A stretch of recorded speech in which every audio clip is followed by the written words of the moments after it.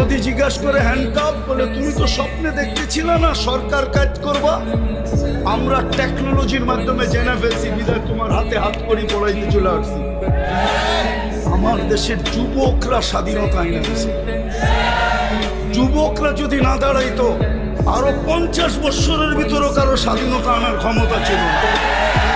বিদায় আমার যুবকদেরকে নিয়ে কোথায় রিচার্জ চলতেছে আমি জানি পেন্টাগনের কোন কামরায় রিচার্জ চলতেছে। পেন্টাগন চিনো তোমরা? হ্যাঁ, পেন্টাগন তো চিনো না, ঠিক না? কোন কামরায় পেন্টাগনের রিচার্জ চলতেছে? বাংলাদেশের যুবক এগুলা কি? বিদায় আমার মিশনই হলো যুবক নিয়ে খেলা। নাইলে আমি গত বছর এখানে আসছিলাম রাত্র 1টার সময়। আমি জানছি আমি এইখানে আসবো কয়টায় জানেন? 8টার সময় জানছি আমি এখানে আসবো।